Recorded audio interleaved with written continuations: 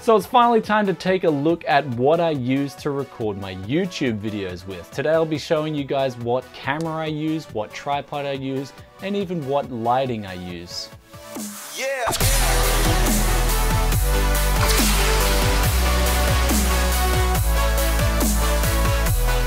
Ladies and gentlemen, welcome back to Tech Yes City. This is Brian coming back to you guys today with quite a long-awaited request to take a look at what I use to record my YouTube videos with.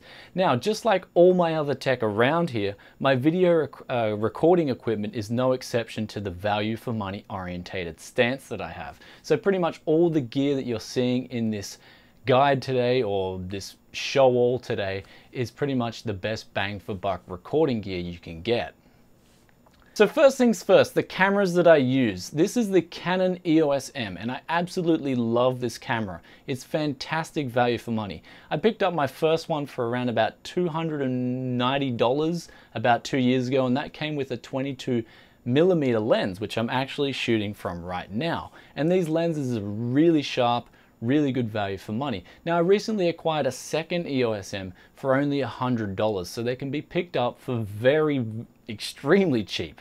And if you want to use your standard Canon lenses, then all you need is a $50 Canon M adapter. Now the good thing about the EOS M is that you can use a program called Magic Lantern, and this allows you to customize many different things. Two features in particular that I really like is that I can up the bitrate, and I can also use movie crop mode, which allows me to zoom in with a prime lens and essentially not lose any quality in my recordings. Now some of the drawbacks to the Canon EOS M is that it does have a slow autofocus speed, but as you can see here, since I'm doing stationary style work where the focus is not really having to change, it for me is not a setback. Though keep that in mind if you're doing a lot of sporting photography, or if you're out and about and you really need to snap quick photos or take photographs of birds if that's your thing, then you might want to get a different camera.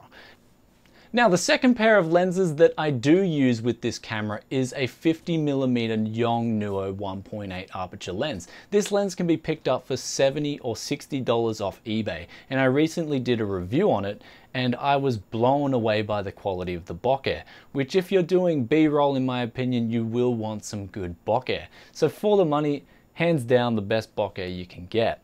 Now let's get on to the next part, and this is audio. Now I get asked quite a lot about what audio equipment I use. However, I do have some different types of equipment for different purposes. For instance, on my desktop, I'll record off a Behringer B1 going through a mic preamp.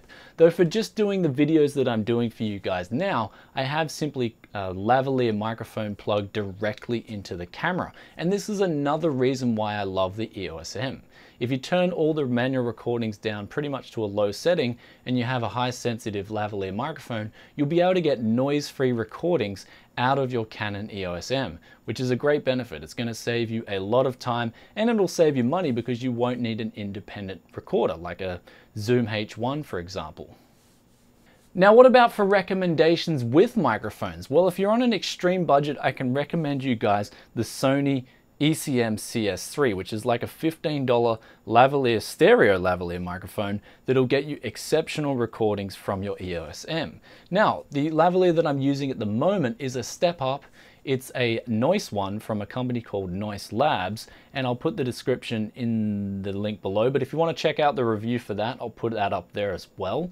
And this is essentially, just as I said before, a step up from the Sony. It's a little bit better, but it does cost a little bit more, so keep that in mind. So the next thing we're going to look at is tripods and also the heads that go on those tripods. This is a very important thing with recording. If you wonder how I get smooth B-roll, then you're going to want to pay attention to this part. Now for the first one, my main tripod, this is what I do my B-roll with. I actually use a Amazon Basics legs with an attached Manfrotto, I think it's 502AH tripod head. Now this combo will set you back around about $250, though you generally get what you pay for in the tripod world. The more you pay, the more smoother your B-roll is going to be. That's including your pans, your tilts, and also the weight and just durability of the tripod will last you a long time. So when it comes to tripods, if you want to step it up, then I can highly recommend you do spend some money on a good tripod and on a good tripod head. Now that's an exception to the rule would be the recent $10 tripod that I picked up. I went to a junk store and I found this Toshiba tripod just lying around. It was only $10 and I was blown away when I started moving the tilts and the pans. I was surprised. This thing had a fluid head on it. Now one thing when you're looking for a tripod and you want to get smooth pans, smooth tilts, you will want to get a good fluid head tripod. And in my case, I got lucky and I picked up a $10 tripod head with a head and the legs, and it just worked out for me. I was really lucky. So you might not be this lucky, but just keep in mind that you can pick up some bargains if you look around, and don't forget to try it yourself. Remember, the B-roll is only going to be as good as the technician using it. Now, let's not forget some little extra things going on with the tripods. Actually, on both my EOS Ms, I use a macro slider tool. And this essentially is a $20 item which will give your camera more weight for the tripod head. And I actually have another reason why I use these. And that's because it allows me to just take my battery and memory card out of the camera with such ease. So I don't have to take my camera off the tripod head every time I want to take my battery and my actual memory card out. So for $20, these things are really good if you're shooting video like I'm doing. Now, last but not least, this is lighting, and it's a crucial element of any good recording. At the moment, I've got, I think, 3 different separate independent light sources. Well, actually 4 if you count the monitors. And that's sort of lighting up the, I've got 1 on the ambient light, and I've got 2 for my face. You can also decide to put in hair lights and stuff like that, but the main thing is you want your subject, which in this case is me, lit up very brightly. So if I, for instance, if I turn these 2 softbox lights off, you'll see the difference. And you'll see that it just doesn't look anywhere near as good as what it did before. So if we turn those back on, we'll see that now my face and everything on my face, that's my nose and my mouth, is all lit up evenly well. So you can probably see the difference between having no lighting and having lighting. Now also I've got the ambient light, which if I turn that off, I've actually never done this before. I don't know how good this will look. It might give my whole videos a real dark feel to it. I don't know. Let me know what you think of this look. But I've got an ambient light which pretty much lights up all the background here. So I'll turn that back on.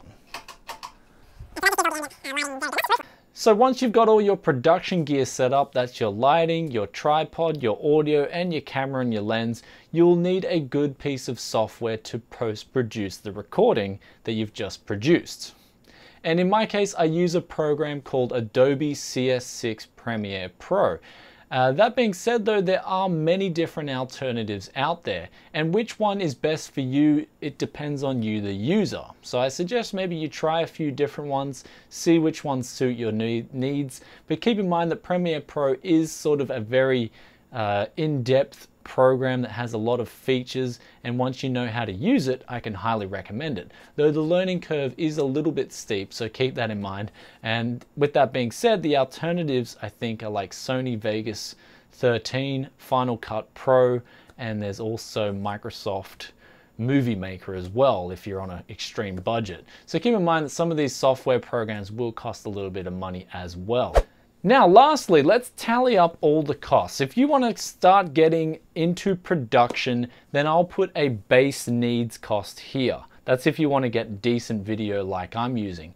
Though just below that, I will put the extras and how much all the extra gear that I have and the software that I have and how much that costs as well. So as you can see here, it all tallies up. If you want to get into the game like I'm getting into it, then it'll cost you around about $400.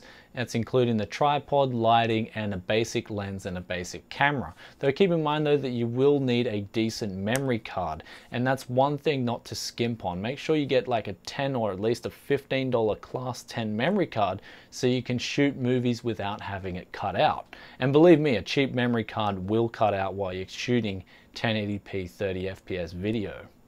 So that's about it from me, guys. If you like this video, then don't forget to chuck it a big like. And if you have any questions or comments about the gear that I use or about my production techniques, then feel free to drop a comment in the comments section below, and also feel free to just go back and rewatch parts of the video and get an idea of what I use. That's if you like my recording style as well. Also, one thing that I will point out that I didn't point out before is that there are some very valuable sources of information out there, and they generally cost nothing. For instance, a lot of the extra little hints that I learnt from photography came from a website called kenrockwell.com, and it's free. It doesn't cost you anything, and the person who makes it, I believe his name is Ken Rockwell, is just an expert in photography, and he tells you a lot of tips and tricks that are very useful for beginners. So don't forget to go to that site if you want to learn a little bit more about recording and photography, as I did.